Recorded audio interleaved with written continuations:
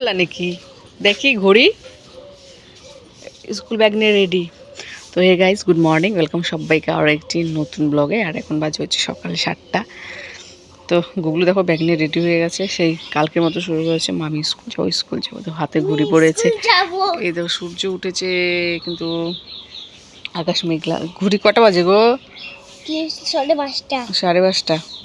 তো আজকে সকালে বেশি কাজ নেই, মা উঠোন ঝাড়ু দিচ্ছে। আর রাত্রেবেলা যা কাজ ছিল রান্নাঘরের বাসন মাজা, তারপরে এগুলো সব কিছুই রাত্রেবেলা করে রেখেছি, যাতে সকালে কাজের চাপটা সেরকম না পড়ে। তো এখন মুখ ধুবো, মুখ দিয়ে গুবলুকে পড়তে বসাবো।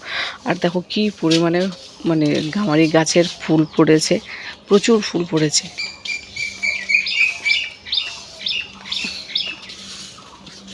লাফায় কি ঘোড়ার মতো লাফায়।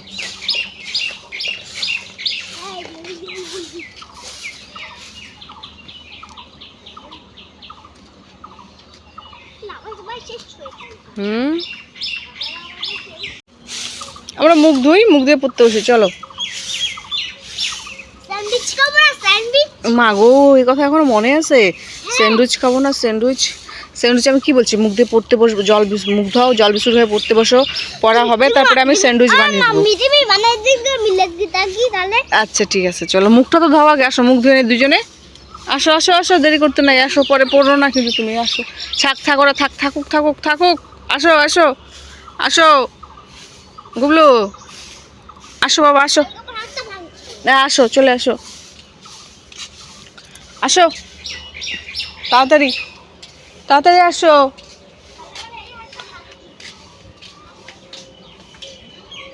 আসো, প্রচুর ফুল পড়ে আছে, প্রচুর ফুল। এই ফুলগুলো আর কয়েকদিন পরে, এখন তো ফুল তারপরে হবে ফলগুলো যা পড়ে না।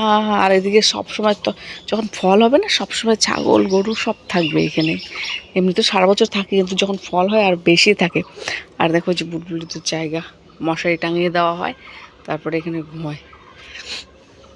ফলগুলো যখন শরীরে মাথায় পড়েও জানটা বেরিয়ে গেল, এরকম অবস্থা হয়ে যায়। তো ওয়েদারটা ভালোই লাগছে আজকে, সকাল সকালে একটু হালকা হাওয়া দিয়েছে, বেশ ভালো লাগছে। আর দেখি ছেলেকে পড়তে বসায়, পড়ে একদম ফুল গাছের তো ফুলগুলো ফুটছে, কয়েকদিন ধরে বেশ ফুটছে ফুলগুলো। আর এখানে এই গাছে যেগুলো ছিল এগুলো সব বুলবুলিরা খেয়ে নিয়েছে। এই দেখতে পাচ্ছ, এই গাছেরটাই ফুটেছে, ওই গাছেরও বুলবুলি খেয়ে নিয়েছে। আর দু একদিন ধরে না জবা ফুল খুব ফুটছে। এই যে একটা এখনও ফুটেনি, কিন্তু ফুটবে, কালকে হয়তো পুরো ফুটে যাবে। দু একটা যে কলি আসছে, একটা দুটো তিন চারটা কলি আসছে। এই গাছের এখনও ধরেনি। আর মাছটার কী হাল হলো, সকাল সকাল আমি ব্লগ করতে বসে গেছি। ও যাই হোক, আমি বাদ বাকি পরে শেয়ার করছি তোমাদের সঙ্গে। আমি এখন ছেলেকে একটু পড়তে বসাই, কারণ হচ্ছে বুঝতেই পারছো, নাহলে পড়তে বসবে না। এমনি যাই পড়ে আর কি, যতক্ষণই পড়ে, বেশিক্ষণ তো আর পড়তে চায় না, 20 মিনিট আধা ঘন্টা ওরকমই পড়ে। আর বেশি চাপও দিই না, কারণ একটা বাচ্চা ওই 1-2 ঘন্টা কোনো দিনও পড়বে না। আর বড়োদেরই কেমন, 1-2 ঘন্টা একটা কাজ করলে কেমন লাগে, আর তো বাচ্চা। তো যতক্ষণটা আমি পরে একটু পড়াই, মুখটা আগে ধুয়ে নিই ওকে।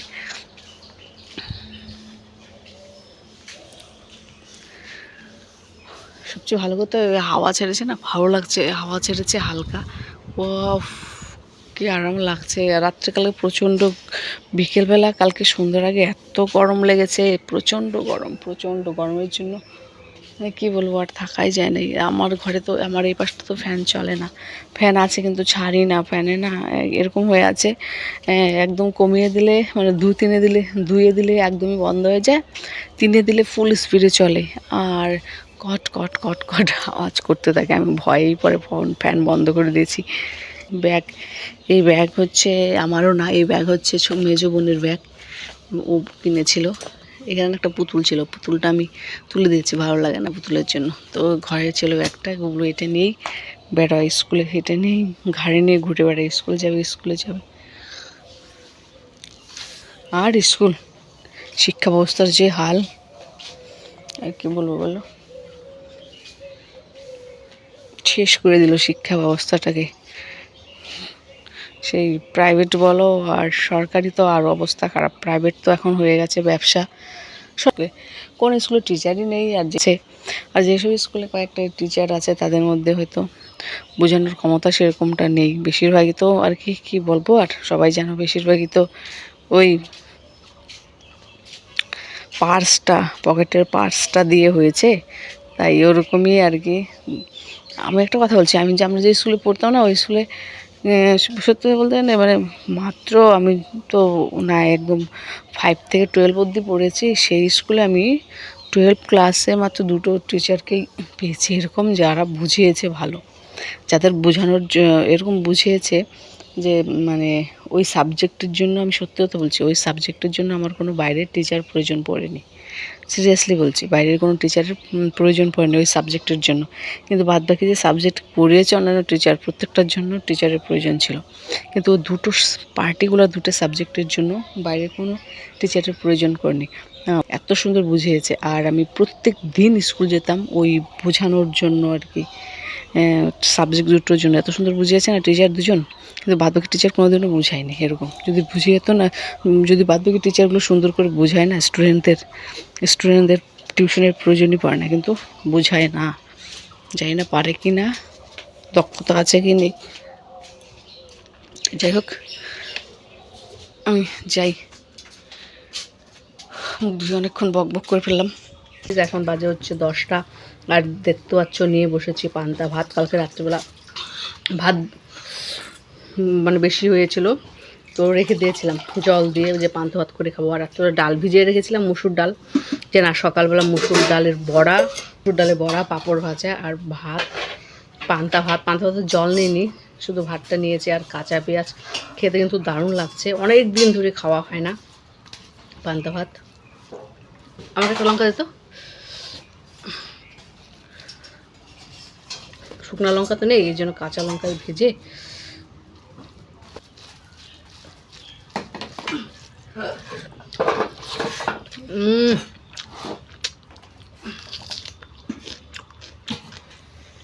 দারুণ দারুণ।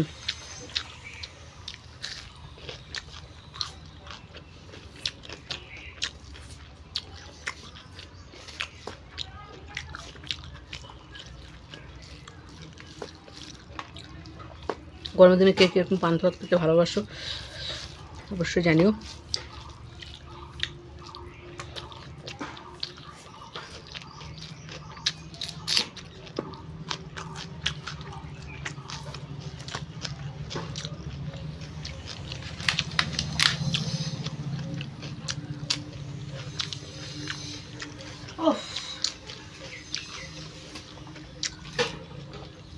যাই হোক গাইস, খেয়ে নিই। গুবলু বলছে মা ভিডিও করো, আমি ঢোল বাজাচ্ছি, সবাইকে দেখাও আমি ঢোল বাজাই, টিফিন পার্টিতে ঢোল বাজাই। কি হয়েছে ঢোল বাজানো?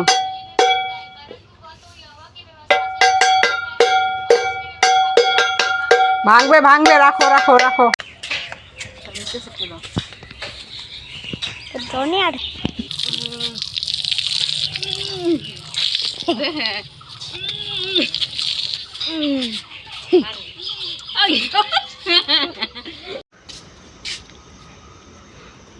তো বাসন মাজা হচ্ছে, আমাদের খাওয়া দাওয়া কমপ্লিট হয়ে গেছে। এখন বাজে হলো 9:15, খাওয়া দাওয়া কমপ্লিট হয়ে গেছে, বাসন মাজা হয়ে গেছে প্রায়, সবারই হয়ে গেছে। তো চলো আমি রান্নাঘরটা ঝাড়ু দিই। অসুবিধা হয়, সকালবেলা খুব তাড়াতাড়ি সূর্য উঠে যায়, তো গরমের মধ্যে বাসন মাজতে খুবই অসুবিধা হয়, রোদ করে পরপরই, এই জন্য রাত্রে মেজে রাখি। ঘরের মধ্যে জল ছুটিয়ে গেছিলাম, যে ধুলো না, হাঁড়িটার মাঝানো না, হাঁড়িটা সকালে মাজতে হবে।